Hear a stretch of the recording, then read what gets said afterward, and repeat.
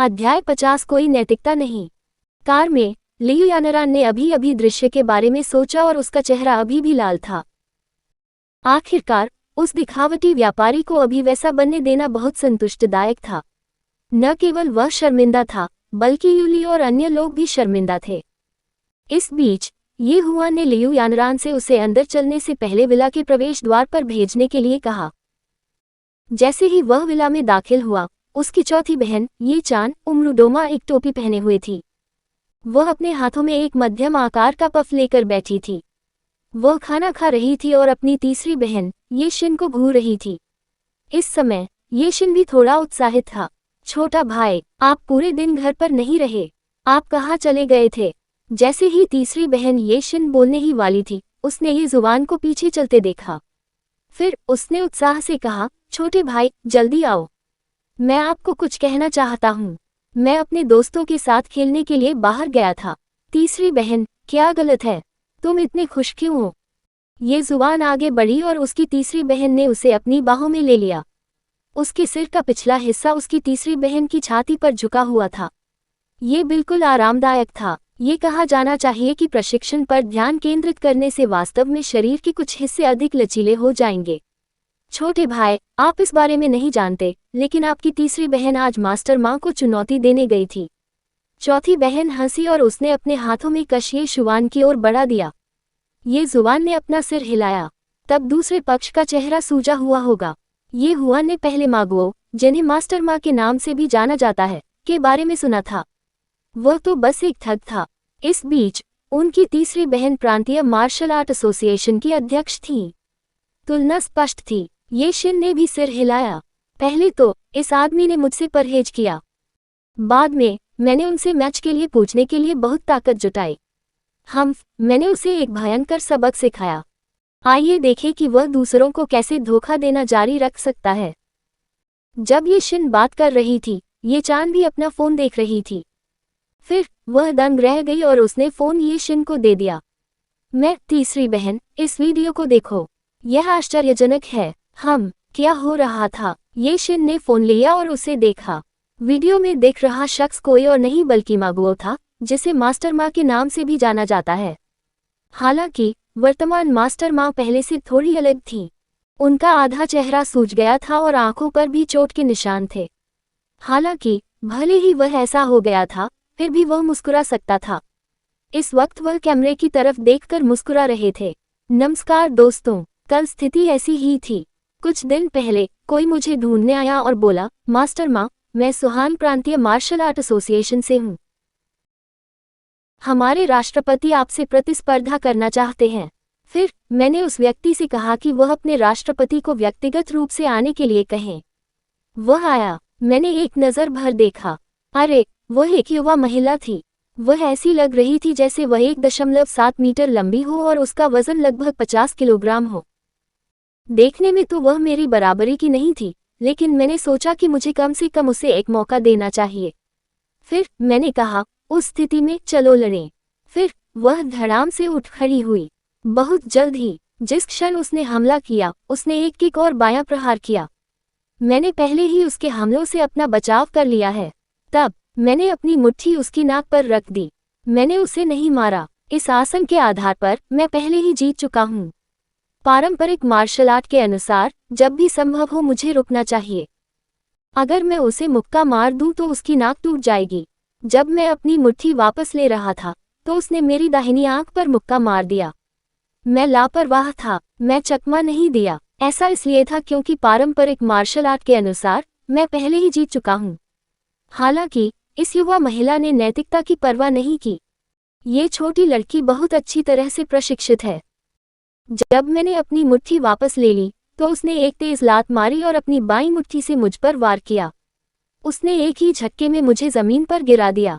उसे वास्तव में नैतिकता की परवाह नहीं है। वह स्पष्ट रूप से एक युवा लड़की है। वह झूठ बोलने और मुझ पर घात लगाने आई थी। मैं 69 वर्षीय कॉमरेड हूँ। क्या यह अच्छा है? यह अच्छा नहीं है। मैं इस युवती को सलाह देता हूँ कि वह अच्छा व्यवहार करे और भविष्य में ऐसी चालें न चले। इसके अलावा अगर यह युवती मेरा वीडियो देखती है तो तुरंत ऑनलाइन माफ़ी मांगे और मेरी प्रतिष्ठा बहाल करने में मेरी मदद करें। आपको ऑनलाइन ये स्पष्ट करना होगा कि आपने मुझ पर घात लगाकर हमला किया और गलत तरीके से जीत हासिल की। आपको नैतिकता की परवाह नहीं है, अन्यथा मैं कानून के माध्यम से अपनी प्रतिष्ठा की रक्षा करूंगा। ठीक है, सभी को धन्यवाद, पिताजी। इस बीच जब ये शिन ने मागुओ की बातें सुनी तो उसके दिल में गुस्सा जाग उठा। कितना बेशर्म! ये शिन जोर से खड़ा हुआ और ऊपर की ओर चला गया। एक पल में ये जुबान भी भ्रमित हो गई। वह नहीं जानता था कि उसकी तीसरी बहन क्या करना चाहती है। न केवल वह भ्रमित था, बल्कि ये चान, जो उसके बगल में थी, ने तुरंत अपनी गर्दन सिकोड़ ली और कुछ भी कहने की हिम्मत नहीं की। उसने अभी अभी अपनी तीसरी बहन की अभिव्यक्ति देखी थी।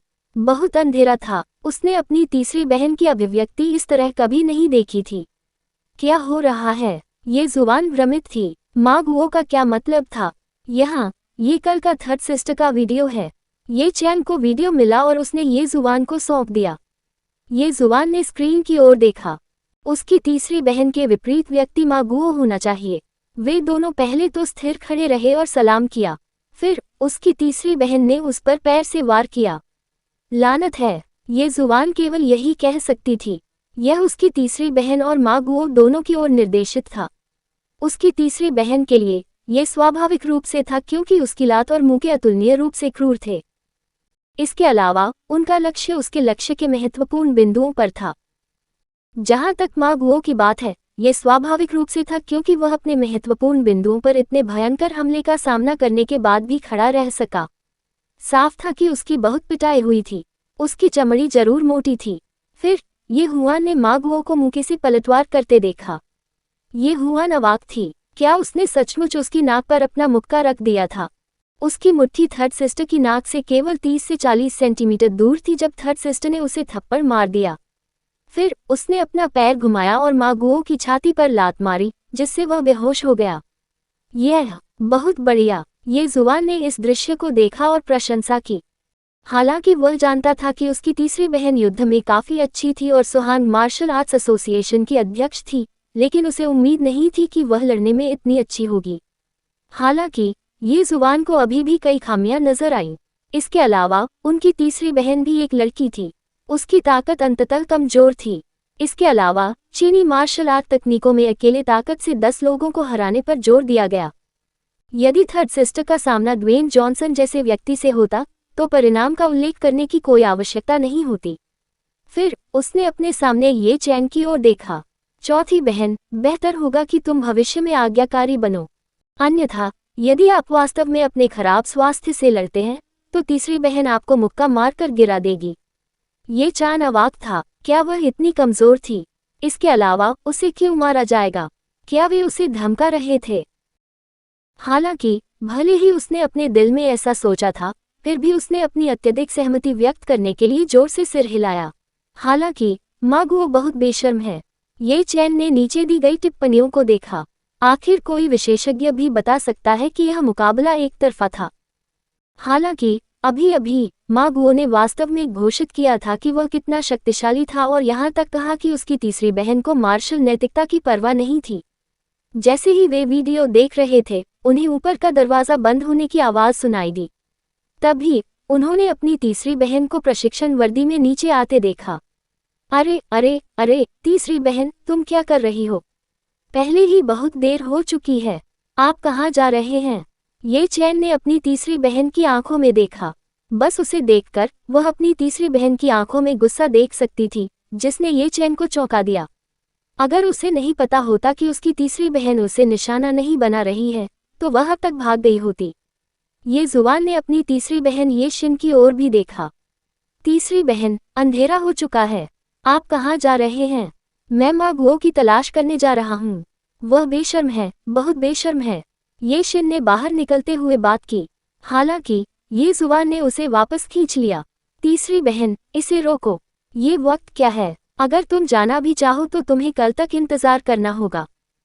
हमारे चैनल की कहानी देखने के लिए धन्यवाद। अगले वीडियो में मिलते रहने के लिए बने रहें। कभी कभी गायब सामग्री की कहानी, कृपया समय पर त्रुटियों की रिपोर्ट करें। अलविदा।